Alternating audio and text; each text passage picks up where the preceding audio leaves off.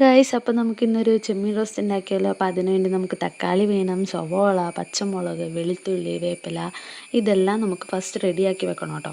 അപ്പോൾ നമുക്ക് ഫസ്റ്റ് തന്നെ ഒരു പാൻ വെക്കാം. അതിലേക്ക് കുറച്ച് വെളിച്ചെണ്ണ ഒഴിച്ചിട്ട് നമ്മൾ സവോള അതിനകത്തിട്ട് മിക്സ് ചെയ്യാം.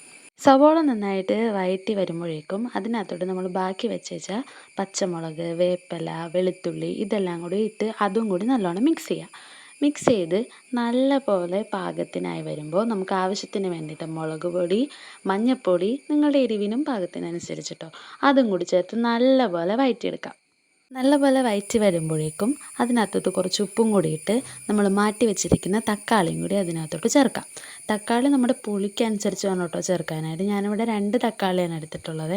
അങ്ങനെ ഇതെല്ലാം കൂടി ചേർത്ത് നല്ലപോലെ മിക്സ് ചെയ്ത് ആ തക്കാളിയിലോട്ട് ആ മസാലയുടെ എല്ലാ ഫ്ലേവറും പിടിക്കണ വരെ മിക്സ് ചെയ്ത് നല്ലപോലെ തട്ടിപ്പൊട്ടി വെക്കാം.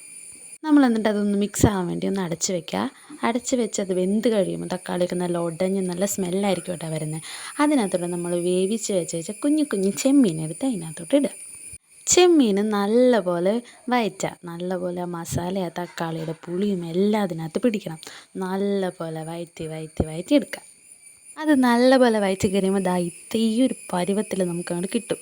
എന്നിട്ട് നമ്മൾ ഒന്നും കൂടി ഇതൊന്ന് അടച്ച് മൂടി വെച്ച് ഒന്ന് നല്ലപോലെ വേവിക്കുക. വെന്ത് വന്ന് കഴിയുമ്പോൾ ഒരു സ്മെല്ലുണ്ട് മക്കളെ, അതിനകത്തൊന്നും പറയാനില്ല.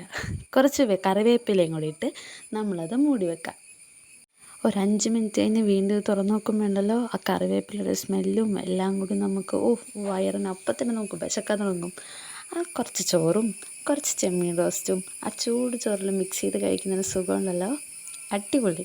ട്രൈ ചെയ്യണം എല്ലാവരും.